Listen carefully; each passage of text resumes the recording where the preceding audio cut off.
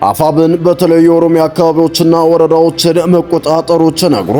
በርካቶችን ያስደነገጠውና እንዲሁም አገዛዙን በርክብርክ ያለው ይህንን ልዩ ኦፕሬሽን አፋብን መስራቱን ተረጋግጧል። በሽመልስ አብዲሳ የሚመራው የኦሮሚያ ክልልም በርካታ ጦር አካባቢው ላይ ማስፈሩም ተገልጿል። ትንቅንቁም ቀጥሏል።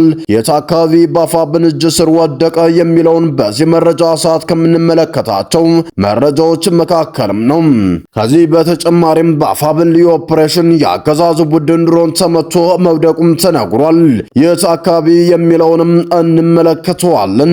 መሃል ሳይንት ከፍተኛ አመራሩ ከነአጃቢዎች መቀንደሻቸውም ተገልጿል። በመሃል ሳይንት በርካቶችን ሲያሰቃይ ነበረም አንድ አመራር በአፋብን መሸኘቱም ተረጋግጧል። ይህ ከፍተኛ አመራር ማን ነው የሚለውንም ዝርዝር መረጃዎች ወደ እናንተ የምናደርስ ነው የሚሆነው። የቀድሞ የህወሓት ጀነራል እንዲሁም የኢትዮጵያ መከላከያ ኤታማዦር ሹም የነበሩ ጀነራል ጻድቃን ወሳኝ መረጃ ከህወሓት ጋር ተያይዞ ይፋ ማድረጋቸውም ተገልጿል። በርካታ ቦታዎች ላይ ህወሓት ጥቃት ሊሰነዘር ዝግጅቱን ማጠናቀቁንም መረጃው ደርሶናል ብሏል። የት አካባቢ የሚለውን ከሳቸው የወጣውን መረጃ ወደ እናንተ በዝርዝር የማደርስ ነው የሚሆነው። ተመልካቾቻችን እነኚህን መረጃዎች ጨምሮ በርካቶች ሊደመጡና ወደ እናንተ ቢደርሱ ይጠቅማሉ ያልናቸውን ሌሎች አጫጭርና ወሳኝ መረጃዎችን ጨምሬም ለሚቀጥሉት ከ10 ደቂቃ በላይ ከኔ ጋር ስትቆዩ ወደ እናንተ በዝርዝር የማደርስ ነው የሚሆነው። በቅድሚያ ግን ለዚህ ቻናል አዲስ የሆናችሁ ቤተሰቦች ካላችሁ ሰብስክራይብ እንዲሁም ቪዲዮውን ሲጀምሩ ላይክ እና ሼር በማድረግ እንዲሁም ከወዲሁ በአክብሮት እየጋበዝኩኝ በቀጥታ ወደ መረጃዎች አለፍኩኝ። እስከ ፍጻሜ ድረስ አብራችሁን ቆዩም። በዛሬው ዕለት አፋብን ልዩ ኦፕሬሽን በማድረግ በርካታ ቦታዎችን ከኦሮሚያ አካባቢ ሰብሮ በመግባት መቆጣጠሩም ተገልጿል። ሆሮ ጉዱሩ ወለጋ ዞን አምሮ ወረዳ ጋምሳ ከተማ ላይ ከጧቱ 11 ሰዓት ጀምሮም አፋብን በአራት አቅጣጫ በማጥቃት ወደ ከተማው በመግባት የኦሮሚያ ልዩ ኃይልና ሚኒሻ ካምፕ ላይ ወስዶት በነበረው መብረቃዊ ጥቃት ከፍተኛ ድል ተቆናጦም በርካታ ስትራቴጂካዊ ቦታዎችን ይዞ ቆይቷል። ይህንንም ተከትሎ መነሻቸውን ምዕራብ ጎጃም ቡሬ ዙሪያ ወረዳ ዞን ፈንጣም ሶንቶምና በቁጣ ቦቃብላ ያደረጉ ኦሮሞ ሚኒሻዎች በመኪናና በሞተር በመጫን ወደ ወለጋ የአባይን በረሃ አቆራርጦ በማሸጋገር አጋምሳ ከተማ ላይ እየተደረገ ያለውን ኃይለኛ ጦርነት እየተሳተፉ ሲገኙ አምስቱ ወዲያውኑ እዛው እንደደረሱ ወደ ሰማይ መሸኘታቸው አፋብን አረጋግጧል። ከዚህ ጋር ተያይዞም በሌላ መረጃም አፋብን ወለጋ ቢዛሞዝ ይበልጣል መኮንን አዲስ ዓለም ክፍለ ጦር ዛሬ በሆሮ ጉዱሩ ወለጋ አምሮ ወረዳ ጋምሳ ቀበሌና ዋሊቆማ ቀበሌ ባደረገው በተጠናው ልዩ ኦፕሬሽን የአገዛዙን ሰራዊትና የክልሉ የጸጥታ ኃይል አድማ ብተና እንዲሁም ሚኒሻ ፖሊስና ሪፐብሊካን ጥበቃ እንዲሁም ካተርሲርና ጨዋስ በተደረገው ልዩ ኦፕሬሽን በርካቶች መደምሰሱን አረጋግጧል። ወዲያው ሁለቱንም ቀበሌዎች ሙሉ በሙሉ መቆጣጠሩንም አፋብን ይፋም አድርጓል። ይህ የብልጽግና ስርዓት መቀመጫውን አጋምሳ አድርጎ መዳረሻውን ቃውሳ ሶንቶና ቡሬ ወረዳ አድርጎ ለዘመናት የአማራ እንዲሁም ቀሪው የኢትዮጵያ ማህበረሰብ ሀብት ንብረት ሲዘርፍና ንጹሃንንም ሲያሰቃይ ነበርም። ዛሬም ይበልጣል መኮንን አዲስ ዓለም ክፍለ ጦር የህዝብ የቁርጥ ቀን ልጅ በመሆን እንዲሁም በርካታ ኦፕሬሽኖችን ሲሰራ መዋሉም ተነግሯል። ከነዚህ መካከልም ከ43 በላይ የኦሮሚያ ልዩ ኃይል እንዲሁም አድማ ብተናና ጋቸርሲርና የሚባል በሽመልስ አብዲሳ የሚመራው ጥምር ጦር በዛሬው ዕለት መደምሰሱም ተነግሯል። ከ29 በላይ መማረኩ ነው ለማረጋገጥ የቻልነው ማለት ነው። ከዚህም በተጨማሪም ከ1287 በላይ የክላሽ ተተኳሽ እንዲሁም የወገብና የደረቅ ስንቅ 7 እንዲሁም ሲማረኩ የበላይነቱን አፋብን ማረጋገጡም ተነግሯል። ጠላትም እንደለመደው ውርደቱን ተከናንቦ የወለጋ ቢዛሞ እንዲሁም ጋቸርና ሲርና አስረክቦ መውጣቱ ነው የተነገረው።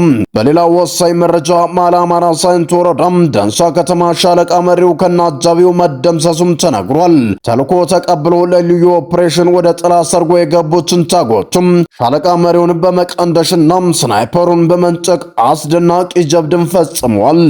በመሃል አማራ ሳይንት ወረዳ ደንሳ ከተማ ተወሽቆ ከሚገኘው የኦህዴዱ ብልጽግና እንዲሁም ቡድን ጋር ስልጣን ጠባቂ ቅጥረኛ ኃይል መካከል የሆነውና በግንባር ቀደምትነት ግፍ ሲፈጽም የነበረው የሻምበል ማዕረግ ያለው ሻምበል ስንታየው የተባለም የሻለቃ መሪ ከነ አጃቢው መሰረታዊ ወታደር ብርሃኑ ጋር ደንሳ ከተማ ውስጥ በተለምዶ ጎጃም በር በሚባለው የከተማው ክፍል ሲንቀሳቀሱ በጀግኖቹ እስከ ወዲያኛው መሸኘታቸውም ተረጋግጧል። ሻለቃ መሪውን ከናጃቢው ባፍጢማቸው ከደፉትና ስናይፐር ማርኮ እየፈከሩ ወደ ሻለቃዎች የተመለሱ ጀግኖችም በአፋብን ሚኒሊክ 105ኛ ኮር 47ኛ ክፍለ ጦር አትሮ ሻለቃም የክብር አቀባበልም ተደርጎላቸዋል።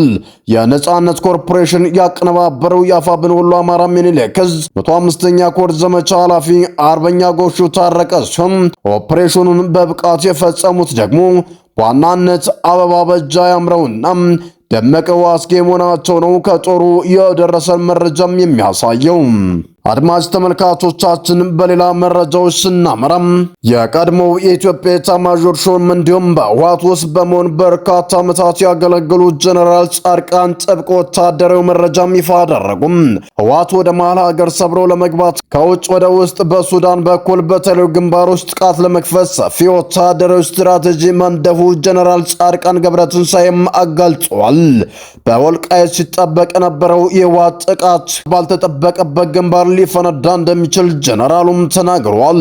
ጀነራሉ በህወሓት ወታደራዊ ዝግጅት ላይ በሰጡት ማብራሪያም በአፋርና አማራ አዋሳኝ አካባቢዎች ተደጋጋሚ ትንኮሳዎች የፈጸሙት ህወሓት የትኩረት አቅጣጫውን ቀይሯል ሲሉም ገልጸዋል። በምዕራብ ኢትዮጵያ በኩል ጥቃቶች ከፍቶ ወደ መሃል ሀገር ለመገስገስ አስቦ የተንቀሳቀሰ መሆኑንም ጀነራሉም ጠቁመዋል። ጀነራሉ በምዕራብ ኢትዮጵያ በኩል ሲሉ በቤኒሻንጉል ጉሙዝ ክልል በኩል ማለታቸው መሆኑ ነው ያብራሩትም። የህወሓት ጀነራሎች በአሁኑ ወቅት ሰፊ ወታደራዊ ስትራቴጂ ነድፎ እየተንቀሳቀሱ መሆኑንም የገለጹት ጀነራሉ በተለይ ከውጭ ወደ ውስጥ ለማጥቃት ተዘጋጅተዋል ሲሉም ገልጸዋል። ለዚህም ሱዳንን እንደ ዋና ወታደራዊ መንቀሳቀሻ የተጠቀሙ መሆኑን ነው ተጨባጭ መረጃዎችና እንቅስቃሴዎች ከውስጥ መረጃዎች አለኝ ሲሉም ገልጸዋል። ሱዳን ውስጥ ለዓመታት የተደራጀው አርሚ 7 እንደ ቀጠናዊ ሚዛን ማስጠበቂያ ለመጠቀምና ከውጭ ወደ ውስጥ ለማጥቃት ተጨማሪ ኃይል እያስገቡ ነው ብለዋል። በቅርቡ አርሚ 13 ወደ ሱዳን መሸጋገሩን ያረጋገጡት ጀነራሉ ሌሎች ተጨማሪ አርሚዎችም ሊጨመሩ እንደሚችሉ ነው ፍንጭም ያሳጡት። አርሚ 13 ወደ ሱዳን ለመሻገር ሲንቀሳቀስ መንገድ ላይ 2 ጊዜ በድሮን ጥቃት ቢመታም የተረፈው አርሚ 7ን ተቀላቅሏል ብለዋል። ሸራሮ ላይ የተፈጸመው የድሮን ጥቃት በህወሓት ማረጋገጫ የተሰጠበት ቢሆንም ሱዳን ከገባ በኋላ ሸራሪን ላይ ተጨማሪ ድብደባ መፈጸሙንም ጀነራሉም አብራርተዋል። ህወሓት ወደ መሃል ሀገር ሰብሮ ለመግባት መርጧል በተባለው ቤኒሻንጉል ጉሙዝ በኩል አርሚ 7ን ከሱዳን ጦር ጋር አሰልፎ መዋጋቱን ጀነራሉ ጻድቃን መረጃ እንዳላቸውም ተናግረዋል። አርሚ 7 እስከ ኩርሙክ ድረስ ዘልቆ በመግባት ውጊያ አድርጎ ተመቶ ወደኋላ መመለሱንም በዚሁም አብራርተዋል። ጀነራሉ አክለውም ህወሓት ተጨማሪ ኃይል ወደ ሱዳን ማስገባቱንና አርሚ 7 ኩርሙክ ድንበር ድረስ መላኩን መንግስት ትኩረት ባልሰጠውና ኃይል ባላሰማራበት አቅጣጫ ጥቃት ለመክፈት እየተዘጋጀ መሆኑን የሚያመለክት ነው ሲሉም ገልጸዋል። ይሁን እንጂ የፌዴራል መንግስት በሁሉም ግንባሮች ኃይል አሰማርቶ በንቃት እየጠበቀ ነው ብለው እንደሚያስቡም ጀነራሉም ገልጸዋል። ከውጭ ወደ ውስጥ ለማጥቃት የተያዙ ወታደራዊ ዕቅድም ከህወሓት ጀርባ ያሉ ኃይሎች ቀጥተኛ ድጋፍ ለመስጠት እንዲያመቻቸው የተሰላ ነውም ብለዋል። ለህወሓት ጀርባ ተሰልፈው የሚባሉ ግብጽ፣ ሻቢያ፣ ጀነራል አልቡርሃን ጦር እንዲሁም ህወሓት ከሱዳን በኩል ካጠቃ ከጀርባቸው በቅርበት የሎጂስቲክ ድጋፍ ለማድረግ እንደሚጠቀሙበት ነው ጀነራሉ አያይዘውም የገለጹት። ምንም እንኳን የጥቃት ትኩረት ከውጭ ወደ ውስጥ ቢሆንም በተከዜ በኩልም ወደ ወልቃይት ሰብረው ለመግባት ሊሞክር እንደሚችልም ጀነራሉም አያይዘው ጠቁሟል። ወልቃይት ለሱዳን በቅርብ ርቀት የምትገኝ መሆኗና በተከዜም በኩል ጥቃት ሊከፍት እንደሚችል ከዚህ ቀደም ሲገልጽ የነበረ ሲሆን መንግስት በዚህ ግንባር ከፍተኛ ኃይል ማሰማራቱም የሚታወስ ነው።